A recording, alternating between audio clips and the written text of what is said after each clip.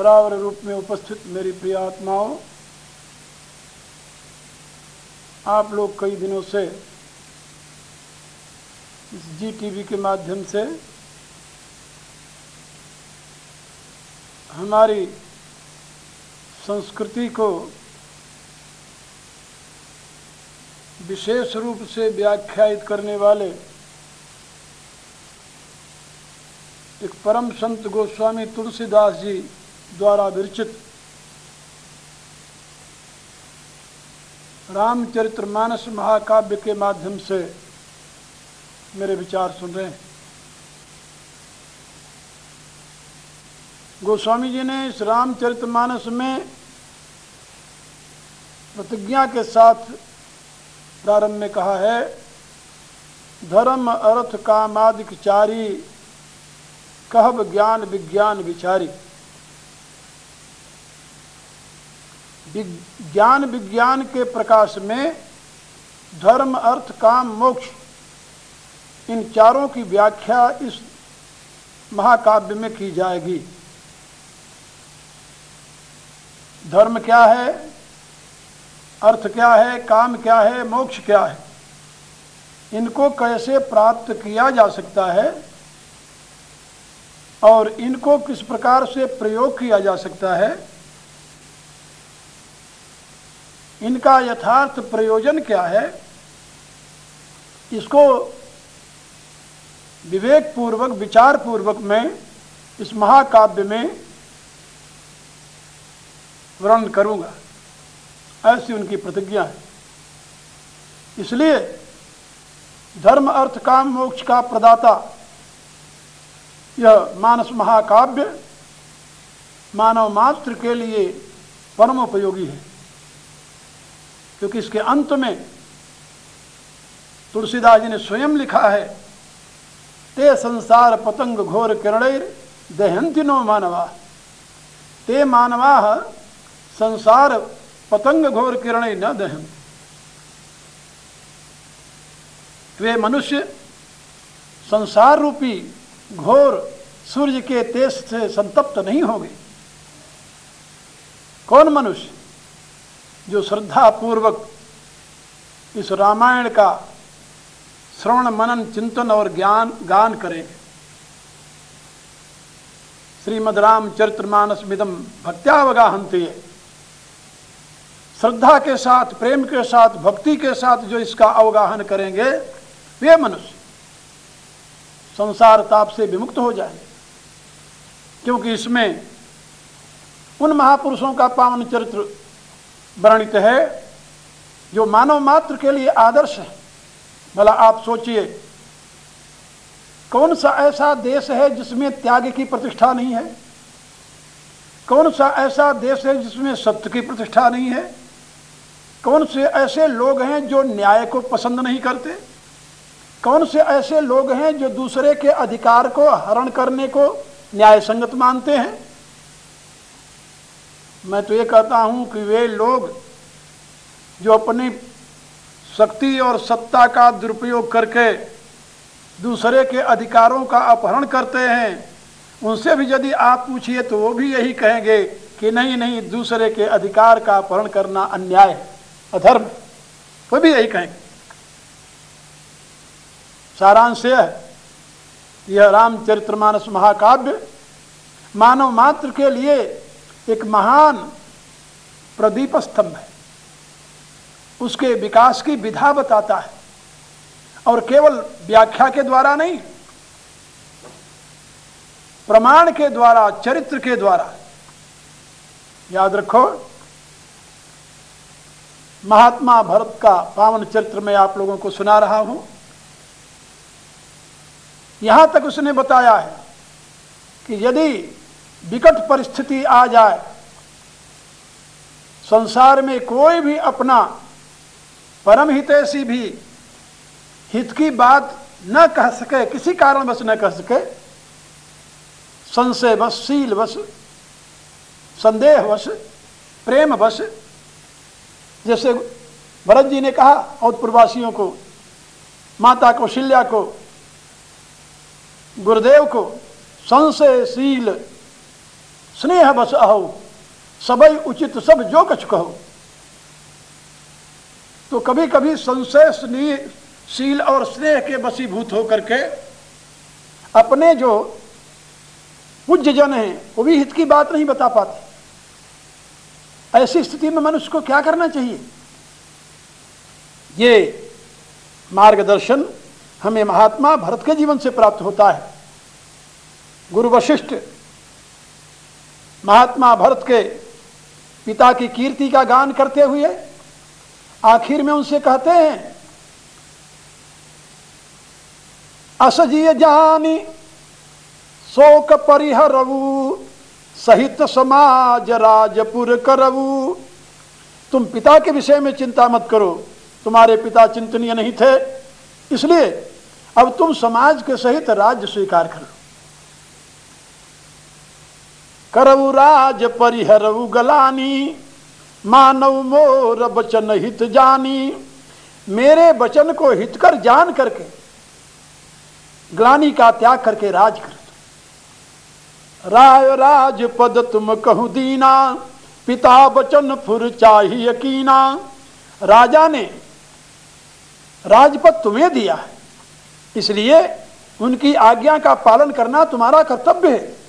उनके कथन को सत्य सिद्ध करना तुम्हारा कर्तव्य है और तुम अवश्य करो, उसे करना चाहिए।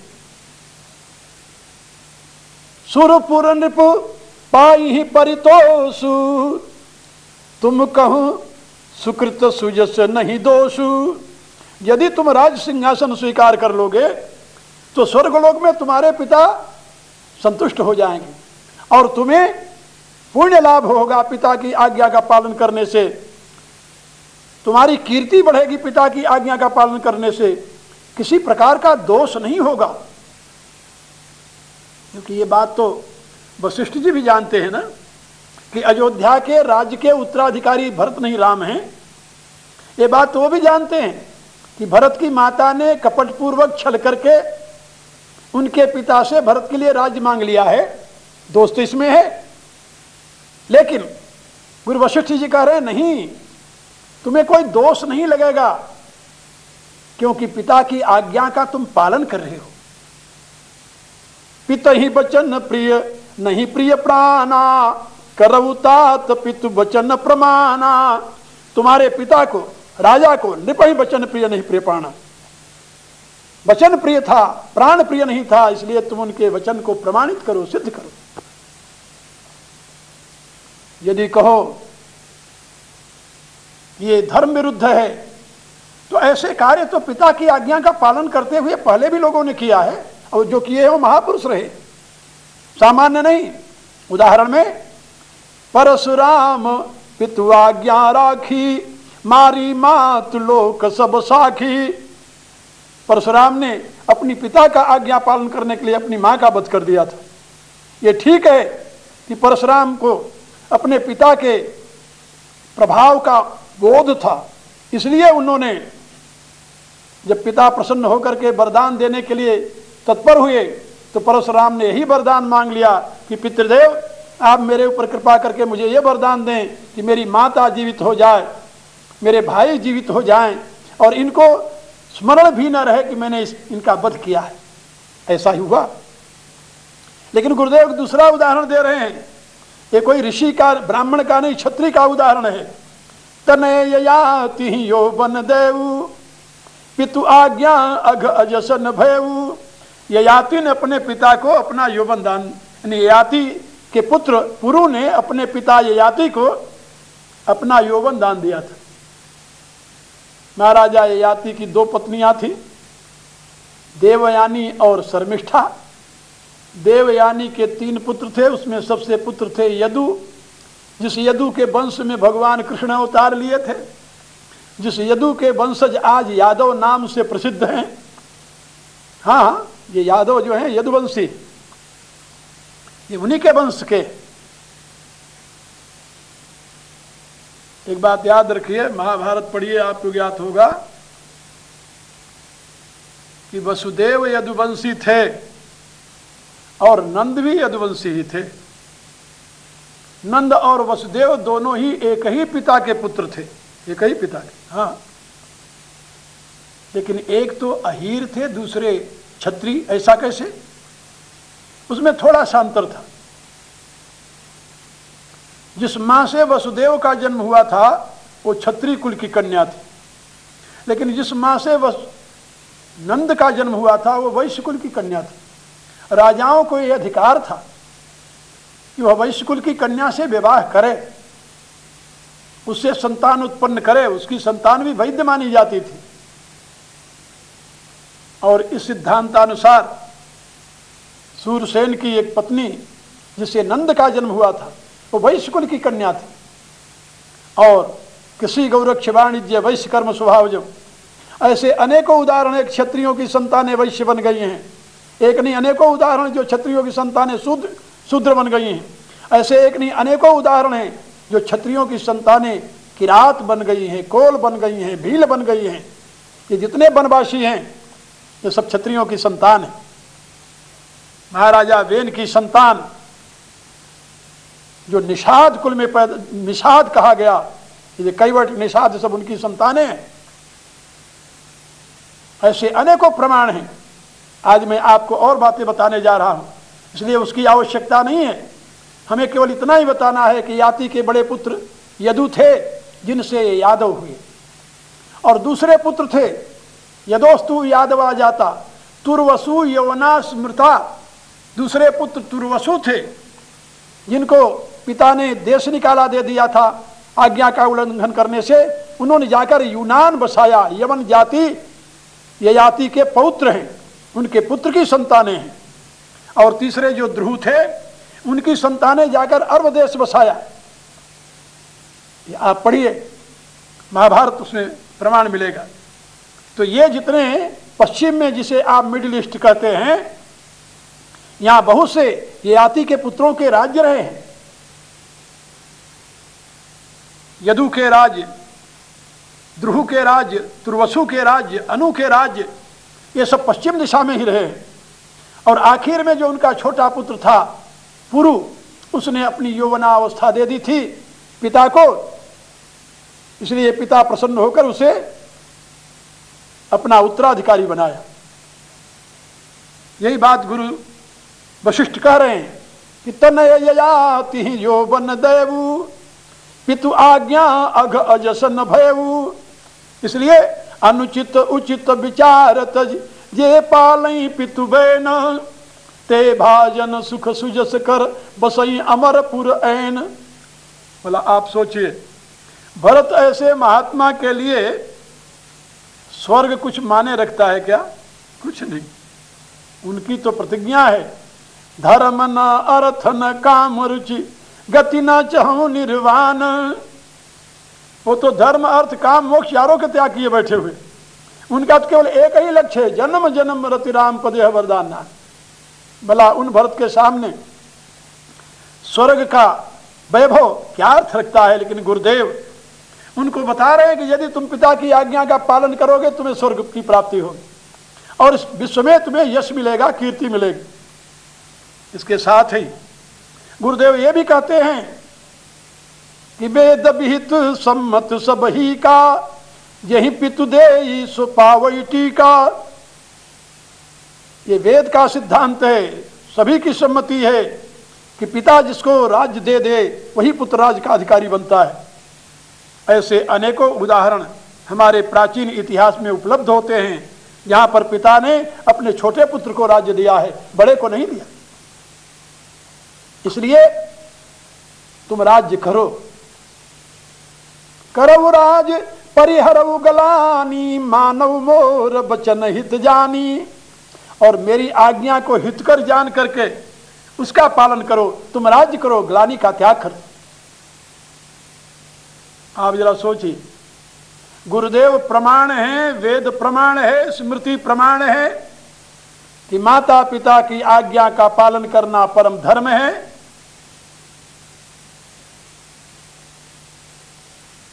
गोस्वामी जी ने भी लिखा है पितु आयस सब धर्म का टीका।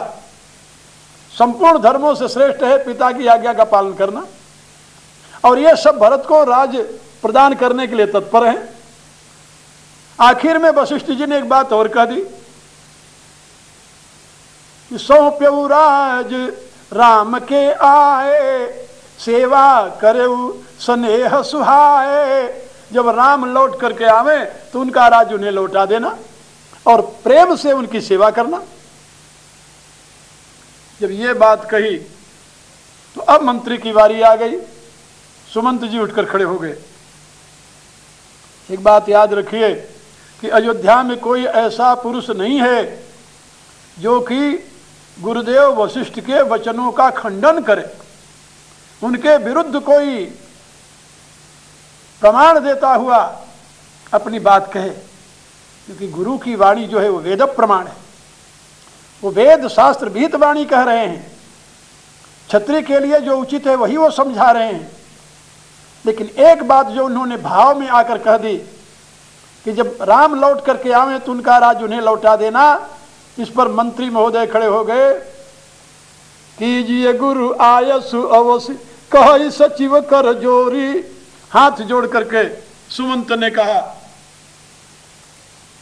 कि गुरु की आज्ञा का अवश्य ही पालन कीजिए। लेकिन एक बात मैं फिर निवेदन करूंगा, वो कहता है कि रघुबर आए उचित जस तस तब करब बहोरी। जो गुरुदेव कह रहे हैं कि राज राम को सौंप देना, ये तो 14 वर्ष के बाद की बात है। जब राम आएंगे तो जैसी स्थिति होगी वैसा किया जाएगा। माता कह रही है, पिता कह रहे हैं, गुरु कह रहे हैं, शास्त्र कह रहा है, वेद कह रहा है, स्मृतियां कह रही हैं, मंत्री कह रहा है, भरत तुम राज्य करो। एक ही अब आधार रह गया, राम की माता कौशल्या। जानते हैं कि कौशल्या अवश्य मेरे लिए हित की बात कहेगी, इसलिए भरत ने अपनी दृष्टि मां कौशल्या की तरफ फेरा। हाथ जोड़ करके जब संकेत किया तो कौशल्या बोली। तुलसीदास लिखते हैं, कौशल्या धरी धीरज कही पूत पथ्य गुरु आयसु अहि। कौशल्या ने भी, माता कौशल्या ने भी गुरुदेव की आज्ञा पर ही पुष्प चढ़ा दिया। धैर्य धारण करके माता कौशल्या ने भी यही कहा कि हे पुत्र, गुरु की आज्ञा पथ्य है, कुपथ्य नहीं है। इस पथ्य का तुम सेवन करो। सो आदर्य करिय हित जानी। हितकर जान करके इसका आदर करो, इसे स्वीकार कर लो। और तजिय विषाद काल गति मानी। काल की गति को मान करके विषाद का त्याग कर दो। विषाद का त्याग करके गुरु की आज्ञा सूर्य धार्य करो। ये मां का कथन है। अब भरत के सामने जो स्थिति है, ऐसी स्थिति आपके सामने आ जाए तो आप क्या करेंगे? या ऐसी स्थिति जब मनुष्य के सामने आए तो उसे क्या करना चाहिए? जन सामान्य तो यही कहेगा ना, उसका अवश्य ही पालन करना चाहिए, उसे स्वीकार कर लेना चाहिए। जब वेद कह रहा है, शास्त्र कह रहा है, गुरु कह रहा है, माता पिता कह रहे हैं, परिजन कह रहे हैं, प्रजाजन कह रहे हैं, मंत्रीजन कह रहे हैं, तो उसको स्वीकार करने में क्या आपत्ति? स्वीकार करने में दो लाभ है। पिता की आज्ञा का पालन करने से स्वर्ग मिलेगा और कीर्ति मिलेगी, और राज्य को प्राप्त करके सुख भोग मिलेगा। तो जिसमें लोक और परलोक दोनों सधता हो, ऐसी सुविधा प्राप्त होने पर भी यदि कोई उसे स्वीकार न करे तो वर्तमान का मनुष्य तो यही कहेगा कि वो बड़ा अज्ञानी था। यही कहेगा ना। धन लोलुप पद लोलुप लोगों की दृष्टि में तो भरत कोई बहुत समझदार नहीं माने जाएंगे ऐसी स्थिति में। लेकिन तुलसीदास जी लिखते हैं कि गुरु के वचन सचिव अभिनंदन सुने भरत ही हित जनु चंदन।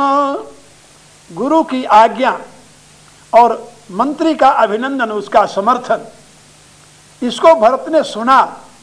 और वो आज्ञा कैसी है? जैसे कि हृदय को शीतलता प्रदान करने वाली है। चंदन का अभिप्राय यहां शीतलता से, चंदनम शीतलम लोके। लेकिन भरत का हृदय इस समय संतप्त है, उनको शीतलता तो मिली, तभी तो निर्णय करेंगे आगे क्या करना है। लेकिन बाद में जब मां ने कहा कि गुरु की आज्ञा पथ्य है, यह सुनकर के भरत से बर्दाश्त नहीं हुआ। सोचने लगे कि देखो एक मेरी मां कैकेयी जो यथार्थ इस राज्य के उत्तराधिकारी राम को बिना किसी कारण, बिना किसी अपराध के वन में भेज दिया, और एक राम की मां है जो आज मुझे राज्य करने के लिए प्रेरित कर रही है। ये जानते हुए कि राज उसके पुत्र का है, ये जानते हुए कि मैं इसका अनधिकारी हूं, अधिकारी नहीं, फिर भी वो यही समर्थन कर रही है कि मैं राज्य करूं। तुलसीदास लिखते हैं, सुनी बहोरी मातु मृदुबानी, शील स्नेह सरस रसानी। मां की वाणी जो शील से स्नेह से सनी हुई थी, उसको जब सुना तो वाणी कैसी वाणी, सरस सुनी मातु वाणी। सुनी भरत व्याकुल भय सानी, मधुर रस मातु वाणी।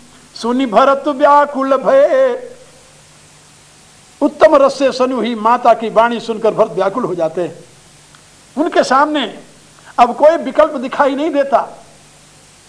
लोचन सरोरुह स्रवत सिंचत हृदय उर अंकुर नए, और उनके नेत्रों से जल प्रवाह बहने लगा, मानो उनके हृदय में प्रेम के नवीन अंकुर को सींच रहा। भरत की उस दशा को देख करके सारा समाज स्तब्ध है। लेकिन ऐसी स्थिति में भरत अधीर नहीं होते, भरत अपने मार्ग से विचलित नहीं होते, अपने धर्म से विचलित नहीं होते, इसलिए हाथ जोड़कर खड़े हो जाते हैं। तुलसीदास लिखते हैं कि भरत कमल कर जोरी, धीर धुरंधर धीर धरी, बचन अमिय जनु बोरी, देत उचित उत्तर सबही। भरत हाथ जोड़ करके खड़े हो गए, क्योंकि ये धीर धुरंधर, धीर रूपी धर्म धुरी को धारण करने वाले हैं, इसलिए वो धैर्य धारण करके खड़े हो जाते हैं और हाथ जोड़ करके विनम्रता के साथ सभी को यथोचित उत्तर देते हैं। याद रखना, भरत ने किसी को ये नहीं कहा कि तुम गलत कह रहे हो, ना, भरत ने किसी को नहीं कहा कि तुम्हारी बात अनुचित है, ये भी नहीं कहा। किसी को ये नहीं कहा कि तुम हमारे लिए विरुद्ध बात कर रहे हो, ये भी नहीं कहा। भरत कमल कर जोरी, धीर धुरंधर धीर धरी, बचन अमीय जनु बोरी। जैसे अमृत में सनी हुई वाणी, देत उचित उत्तर सबही, वो सभी को उचित उत्तर प्रदान करने लगे। अब उचित उत्तर क्या देते हैं वो, कैसे देते हैं वो, ये एक चिंतनीय विषय है, मननीय विषय है। इसको कहते हैं सविनय अवज्ञा। भरत जो कुछ कहेंगे वह रस से, स्नेह से, प्रेम से सनी हुई वाणी होगी, लेकिन उसमें एक विनम्रतापूर्ण कौन सा भाव होगा, ये तो आप लोगों को आगे मैं बताऊंगा। अभी तो मैं अपनी वाणी को ही विश्राम देता हूं। हरि ओम तस्सत्।